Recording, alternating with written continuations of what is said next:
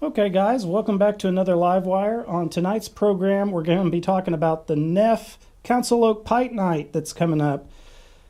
So I have a little bit of an info dump before I introduce our guest here. If you look in the description of the video, there's a link to our What is Council Oak video. That video is kind of like the history of the Council Oak, how it changed hands and ended up in the Tulsa City Parks, in the possession of the city of Tulsa, right? And also talks about the history of the name of Tulsa and that type of stuff. But at the end of that video, we talk about how there's some refurbishments that need to be done to the park. And we have the Tulsa Riverview Neighborhood Association President Chris McCabe, who's my guest tonight, in that video. And they're currently trying to do fundraising to get some money together to help put the park back in its original state, right? And that's what this Pint Night is all about. But with that being said, Mr. McCabe, thanks so much for joining me tonight. Thanks for having me, Jared.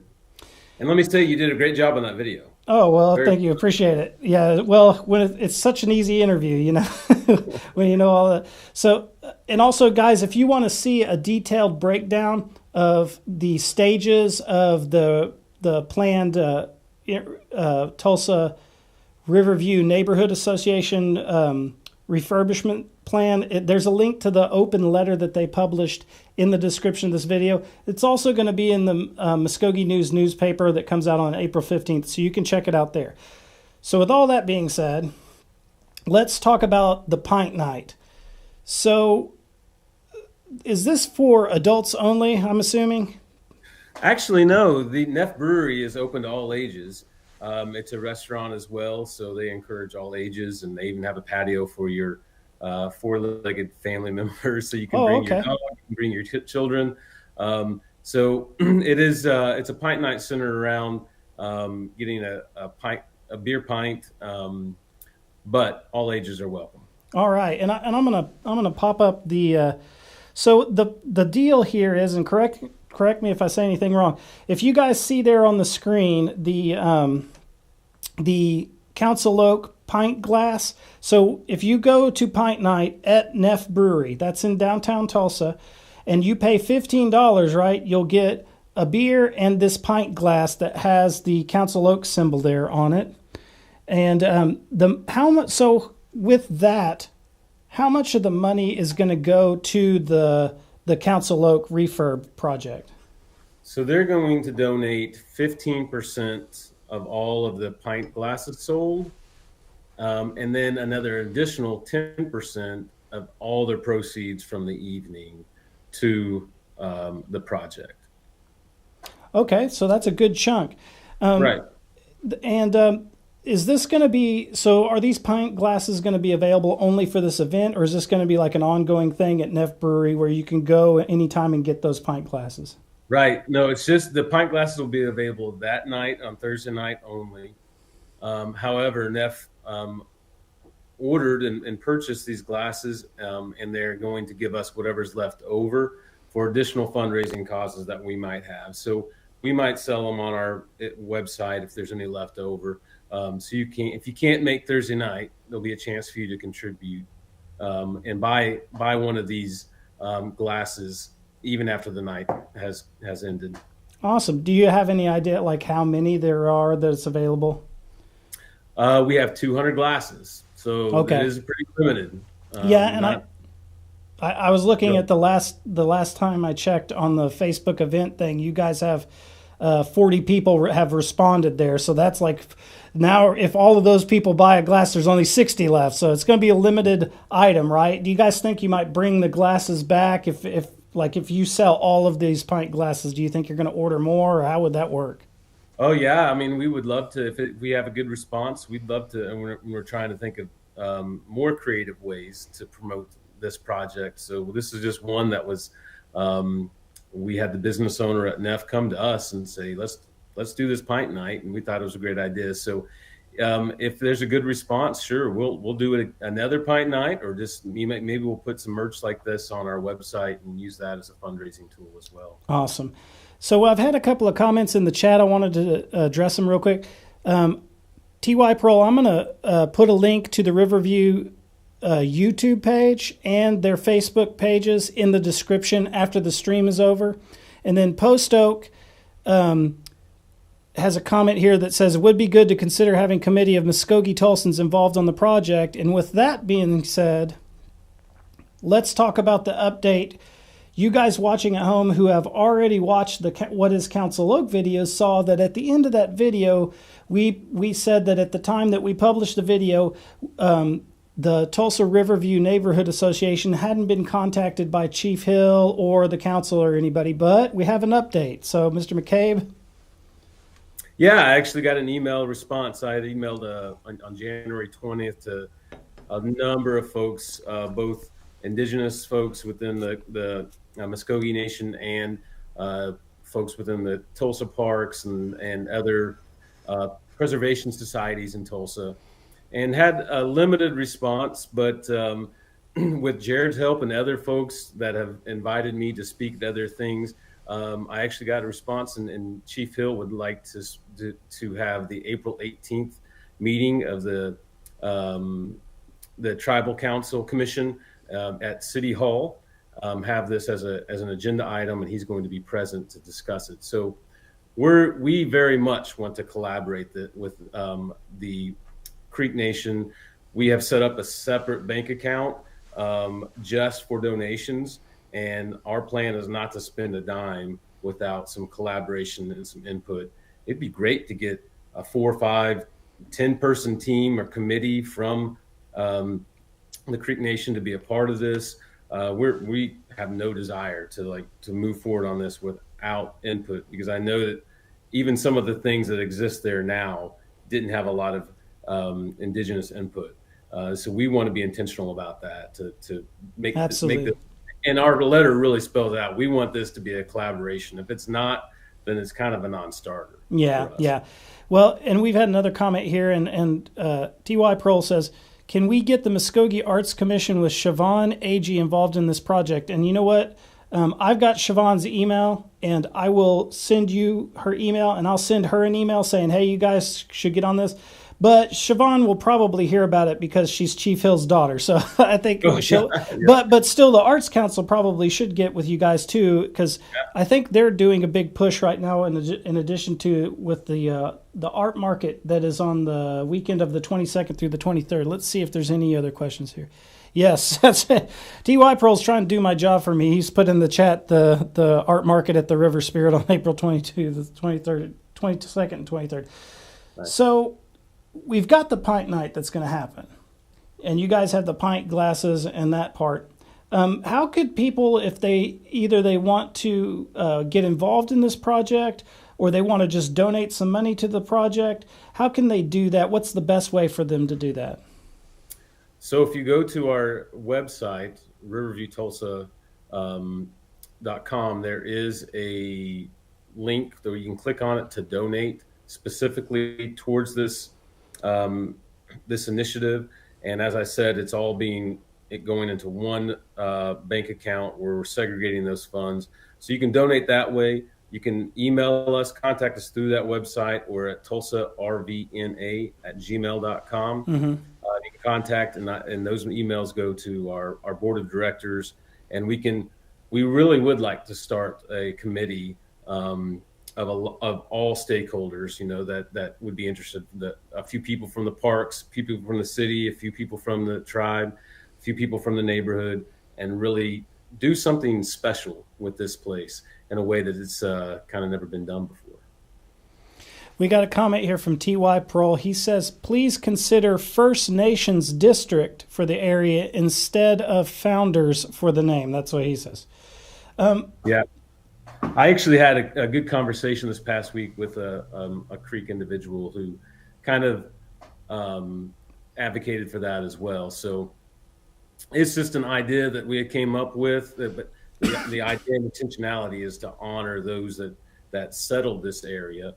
And she kind of pushed back a little bit of why Founders was problematic, because it wasn't like the Creeks were out trying to find a place. They were, were forced to go to a place. So, First Nations would be a really good name too. So that's all fluid, not necessarily anything set in stone. Awesome. T.Y. Pearl says, has the mayor's office responded? Have you guys had any communication with the mayor's office? Well, we sent it to the mayor's office, but we have not had any communication with them as of yet. All right. So we've talked about Pint Night. What's coming up next? Do you guys have anything in the future fundraising that's planned?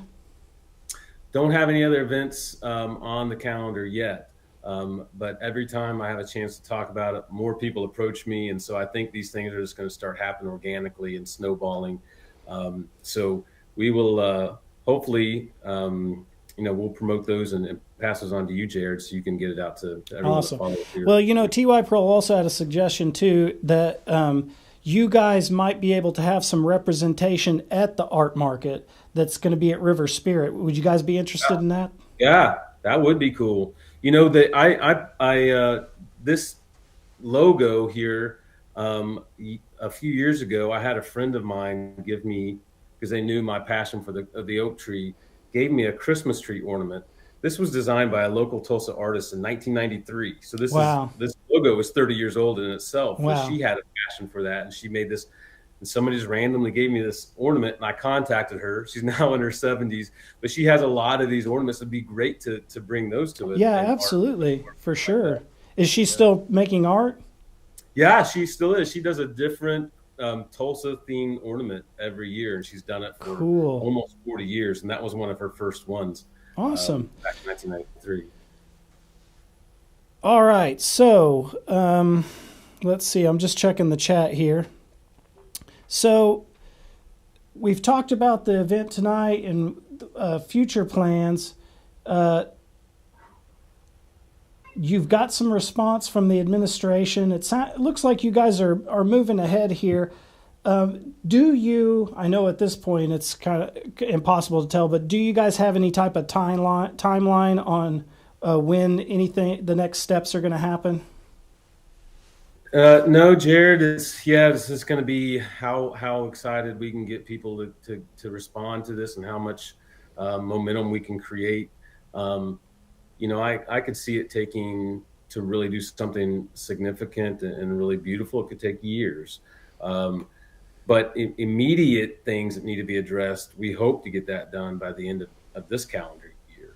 Okay. To kind of put some pressure on the city to respond to some of these things, because it is a city-owned park, supposed to be maintained with public dollars, and this disrepair is the things that we want to do with the fundraising is above and beyond what needs to happen now, and that needs to be allocated through city funds, park funds, because they've really been the ones that have been negligent in the upkeep of the park. Right. So the more folks we have involved, and the more pressure we can put on the city to do what they've always said they will do, which is create a park and maintain it like any other city park, well, the better that will be. And then we can move on and push for greater things to memorialize this sacred site. The more people we have involved, I think is going to dictate how quickly we can get things done. Absolutely. When we talked before, when I was interviewing you for the Council Oak video, we talked about the plan to link up Dream Keepers with Council Oak and maybe in the far future, the expansion part. Has there been any developments on that front? Not a whole lot of developments. I spoke at the March tribal meeting, and the those that are working on the development of Dream Keepers was there, and there was a little bit of a dream session going on, but I would think that those kind of developments would take probably years to see those realized. On the city side, do they have funding for the Dream Keepers part? Because I know you were talking about they're doing a redesign or something of the Dream Keepers part. There is some funding, and that's kind of the same thing, that they're basically trying to get the city to push them to do things. And I think they're going to be largely relying on city dollars for that Dream Keepers. Gotcha. Yeah. Now, for you guys, for the Council Oak project, I think you had mentioned that also maybe people in the neighborhood were going to volunteer some of their time. Is volunteering something that you guys would be interested in? Like if we have a viewer or somebody who wants to volunteer, maybe they live in Tulsa, they want to come down and do something. Is that something you guys would be interested. Yeah, absolutely. If we can get the city to allocate some funds for replanting of the vegetation, to the removing the tarnish and all the bronze that's over there, we have people that are ready to do the work. If the actual supplies could be provided by the city, then we could have a weekend cleanup restoration day and probably knock out 80% of the things that need to be done. Now there's some like, I think you showed a picture of the broken stickball statue. Yeah. But that's going to take a professional artist to do that. So there's some things that we do need professionals to do. There's a lot of things that we could use volunteer work for. Absolutely. T.Y. Pearl's got a question here. I'm going to try to ask it verbatim as he's posted it here. Will this project be eligible for parks or neighborhood funding being proposed in the tax package we are currently expected to vote on in the city of Tulsa in August? Man, T.Y. needs to be on this committee. He's got some great ideas. Well, he's asking for links, so I'm going to put them in. I'm going to put links to all that stuff in the description so you can get on it, T.Y. Yeah. The meeting that I told you I had with another Creek individual this past week who's in leadership position in the tribe, she really pushed, like, you could probably get a lot of this taken care of with neighborhood improvement funds that have already been budgeted but haven't been allocated yet. So good suggestion, and that's on our to-do list to explore that option as well. All right. And he says, Mado, to the person in Riverview willing to match up to $8,000 in donations. Mm-hmm. So if you guys, we are getting close to, where are we at? 16 minutes? We're okay. If you guys got any questions out there, I know TY's posting his questions, but if anybody else has some questions they want to pop into the chat, go for it. I do want to thank you guys as an association for taking this on and advocating for this, because it's something that really, when we did the interview, I hadn't gone to the park in a while. And, you mentioned the stuff that needed to be fixed. And I was like, okay, well, I'm going to go grab some footage. I took a look at the videos that you guys had done, but I was like, just to do due diligence, I went and shot my own stuff. And I was like, it does need to be, fixed up. There is a lot of stuff that's kind of falling apart. I was surprised. While I was there filming, there was a city grounds guy there. He's like cleaning some stuff up and he watered some stuff. But the thing that was surprising to me was just how the flame statue had those tiles falling off and the lights being broken off of there. It seems like something that's should be an easy fix for them, is to just go through and check those things and then do it. Let's see here. Don't see any questions there. Is there anything that we haven't mentioned about the Pint Night that you think is important we need to get in? Well, it starts at 5:00, and I believe they close at 9. So you've got a big 4-hour window where you can come at any time during then. I'm sure that you could, if you don't drink beer but you still want a glass, I'm sure they'll sell you one. So even if you aren't interested in having a beer, then you can come do that. And one interesting about, on the other side, they have the NEFF logo brewing. NEFF is our only gluten-free brewer in Tulsa. So that's kind of an interesting thing about them, that they use no gluten. I went a couple of weeks ago and had a beer there, and I couldn't taste the difference. It's a great beer. I think their whole menu is their whole menu is gluten-free. So it's really great, and it's a cool place too. They have really interesting artwork. And so everybody should go check it out. You'll be supporting the Council Oak and be getting some cool merchandise. So, but with that being said, I don't see, T.Y. Pearl says, please pay tribute to the Alatis as part of this process too. It looks like everybody in the chat has suggestions. They're great. I'm going to put links in the description so you guys can get in touch with the Tulsa Riverview Neighborhood Association and maybe get on this committee. And you guys, that's the whole purpose of this, is to get your input. So I want to Mado everybody for coming in tonight and checking out the program. We're going to keep following this here. Mr. McCabe is going to continue to keep in touch with me, and every time there's some type of fundraiser, something happening, or another development, we're going to do a video or a live stream on it. In fact, I know that the city has those Indian Affairs live streams that they do for those meetings. We might try to re-stream that if we can, but I'll have to contact some guys to find out. If nothing else, we might just record the meeting and then post it on our channel if you guys want to check that out. I know request was made for the agenda, and I'll try to get that and put it into the description of the video, and then you guys can come back here and check it out. We do need, on our end, we're going to need to go back and edit our Facebook post, because I think we put on our Facebook post that this was a 21 and up event, but there's Mr. McCabe saying, bring your kids and your dog, so it's everybody can go. So, Mado, guys, and with that being said, we'll see you guys next time. I'm looking on my calendar right now. I do not see a live stream scheduled. There are some events. We're going to be covering the art market for sure. And then there's, don't forget, Bad Press is going to be at the Circle Cinema on the April 26th at 6 p.m. We're going to try to have a live stream probably next week, maybe with the directors on that, if you guys have any questions. So we'll check you guys out in the future, and Chihichath, Lise.